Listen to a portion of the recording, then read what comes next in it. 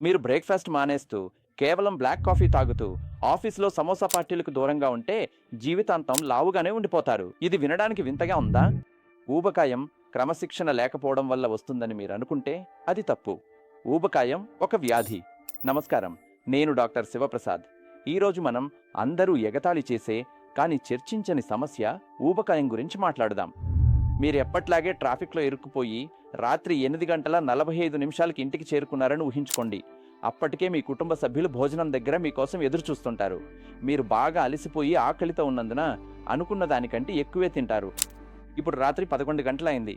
కడుపు నిండా తిని అపరాధ భావంతో రేపటి నుండి అంతా బాగుంటుందని అనుకుంటూ పడుకుంటారు. కానీ విచారకరమైన విషయం ఏమిటంటే మీలాంటి చాలా మంది పురుషులకు రేపు కూడా అలాగే ఉంటుంది. కేవలం మీ బరువు చూసే యంత్రంలో మాత్రమే మార్పు కనిపిస్తుంది. అది 83 కిలోలు, తర్వాత 86 కిలోలు, ఆపై 88 కిలోలు అని చూపిస్తుంది. అసలైన భయంకరమైన విషయం ఏమిటో మీకు తెలుసా? మీ చివరి రక్త పరీక్షలో షుగరు, లిపిడ్ ప్రొఫైల్ ఎక్కువగా ఉన్నాయి. ఫాస్టింగ్ షుగర్ 108, HbA1c 5.9 మరియు ట్రైగ్లిసరైడ్స్ 220గా ఉన్నాయి. మీ డాక్టర్ వాటిని సర్కిల్ చేసి జీవనశైలిలో మార్పులు అవసరమని రాశారు.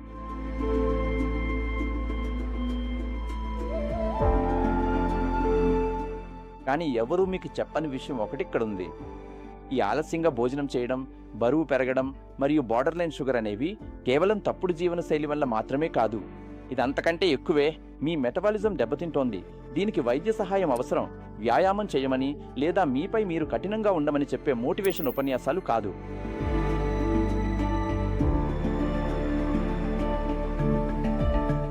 మనం ఒకసారి త్వరగా తనిఖీ చేద్దాం. వీటిలో మీకు ఎన్ని వర్తిస్తాయో లెక్కించి నిజాయితీగా చెప్పండి. 1. మీ ప్యాంట్ నడుము సైజు 34 నుండి 36కి ఇప్పుడు 38కి పెరిగింది. ఇక్కడ నేను కేవలం బరువు గురించి కాదు, నడుము చుట్టుకొలత గురించి మాట్లాడుతున్నాను. 2. మీరు కార్బోహైడ్రేట్లు తగ్గించి 2-3 నెలలు జిమ్కి వెళ్ళడానికి ప్రయత్నించారు, కానీ ప్రతిసారి బరువు మళ్లీ పెరుగుతోంది. 3. మీ బ్లడ్ షుగర్ బార్డర్ లైన్లో ఉంది.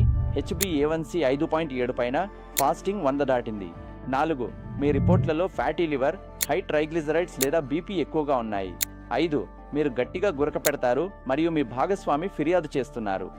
7-8 గంటలు నిద్రపోయినప్పటికీ ప్రతిరోజు మీరు అలసటగా నిద్రలేస్తారు. 6. మీ కుటుంబంలో ఎవరికైనా మధుమేహం లేదా గుండె జబ్బులున్న చరిత్ర ఉంది. 7. మీరు కూర్చుని చేసే ఉద్యోగం మరియు ఎక్కువ దూరం ప్రయాణం చేయాల్సి ఉంటుంది. ముఖ్యంగా సోమవారం నుండి శుక్రవారం వరకు మీ దినచర్యలో శారీరక శ్రమ చాలా తక్కువగా ఉంటుంది. 8. ఇది చాలా ముఖ్యం. మీలో శక్తి తగ్గినట్లు మీరు గమనించారు మరియు స్టామినా కూడా మునుపటిలా లేదు. 9. మీకు నిరంతరం ఆకలిగా అనిపిస్తుంది. మధ్యాహ్నం భోజనం తర్వాత నిద్రొస్తుంది. ప్రతి 2 గంటలకు ఒకసారి టీ బిస్కెట్ బ్రేక్ అవసరమవుతుంది.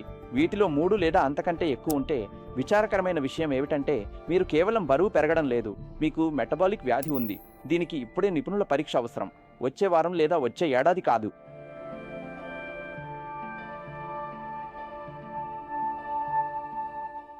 చూడండి, ముఖ్యంగా పట్టణ భారతీయ పురుషులలో అసలు ఏమి జరుగుతుందో ఇక్కడుంది.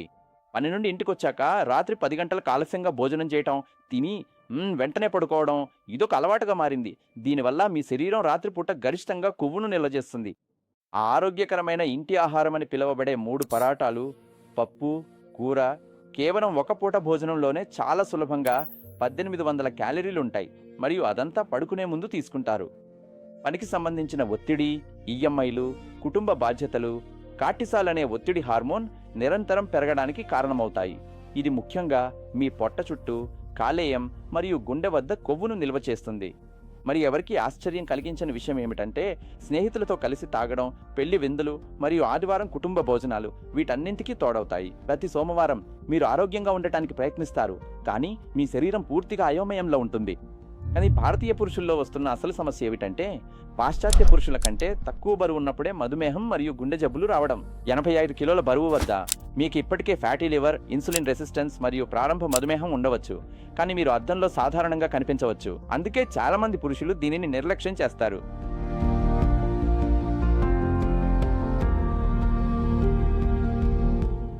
మీకు కావాల్సింది సరైన వైద్య పరీక్ష.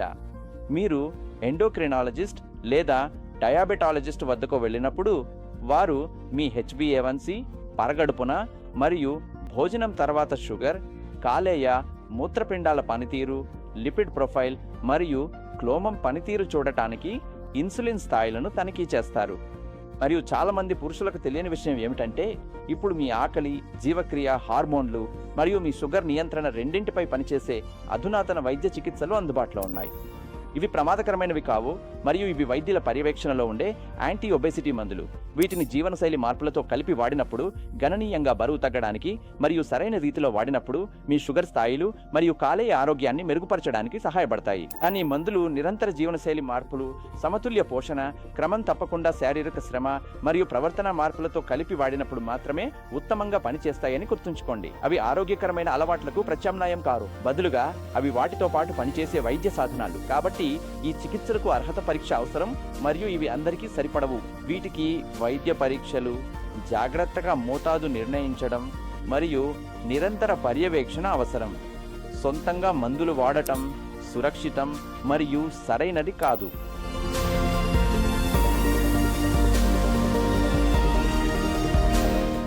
కాబట్టి మీరు ఈరోజు చేయాల్సింది ఇది: వెంటనే ప్రాక్టో యాప్ తెరిచి మీ నగరంలోని ఎండోక్రినాలజిస్ట్ లేదా డయాబెటాలజిస్ట్ కోసం వెతకండి.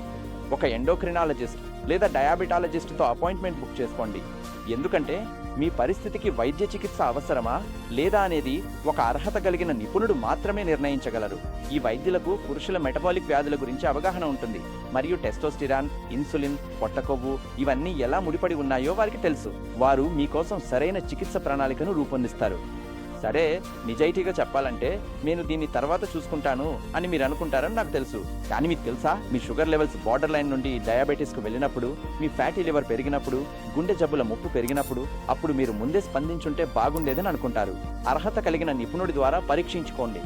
చికిత్సకు సంబంధించిన ఏ నిర్ణయమైనా మీ పూర్తి మెడికల్ ప్రొఫైల్ ఆధారంగా మీ డాక్టర్ సంప్రదింపులతోనే తీసుకోవాలి. సరైన వైద్య పరీక్షల దిశగా మొదటడుగు వేయడం చాలా ముఖ్యం. మీ ఆరోగ్యానికి వృత్తిపరమైన వైద్య మార్గదర్శకత్వం అవసరం. మరియు ఈ వీడియో మీకు ఏ విధంగానైనా సహాయపడితే ఇబ్బంది పడుతున్న మీకు తెలిసిన వారితో దీన్ని షేర్ చేయండి. మరియు నిజంగా ముఖ్యమైన విషయాలపై ఆచరణాత్మక సలహాలను పొందాలనుకుంటే ఈ ఛానల్కు సబ్స్క్రైబ్ చేయండి మరియు బెల్ ఐకాన్ను నొక్కండి. తద్వారా మీరు తదుపరి వీడియోను మిస్ అవ్వరు.